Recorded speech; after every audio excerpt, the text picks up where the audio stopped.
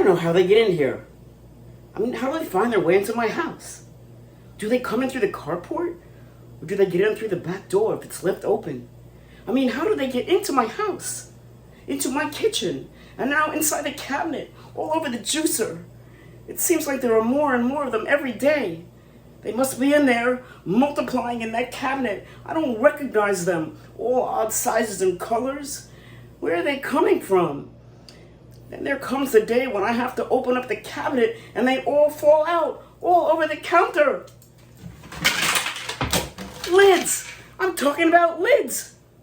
They don't fit any of the bowls that I have. They don't go in any of my containers. I can't find one match in this whole batch. You have the nerve to call yourself Snap Lock, Grip Lock, and Zip Lock?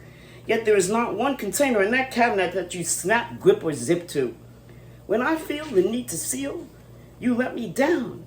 Your color-coded has long since eroded. How can you be Pelagroso when your body says microwave safe? Some of you still have the labels. These labels aren't even products that I use. I don't eat pulled pork, sandwich spread, nor 5-layer dip. Under which slot did you slip? Every so often the situation gets so out of hand, I'll count 6 bowls, 14 lids, and one lid that says Tupperware. I mean, Tupperware? That must have moved from New Jersey with my mother 8 years ago. I don't own anything like that. I mean, my storage needs are minimal. You will not find me in the aisles of the Container Store. Tupperware or Corningware, I just don't care. For that much domestic declension, too much tension. Now they come stackable, rackable, iPhone trackable. Or like those Russian dolls that one sits inside the other. Who thought of that stackable and why? It's like socks.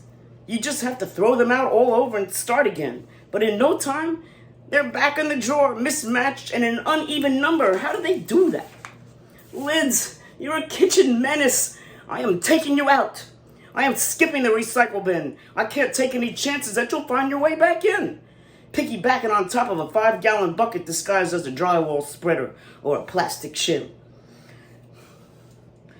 I gathered up the culprits and went boldly out the back door to the hutong of night train bottles, UV eroded network junction boxes, old 811B interstices, broken glass, neglected aquariums of disinterested hobbyists, and those weirdly degenerative, oversized baby toys in that nocturnal thoroughfare, the alley.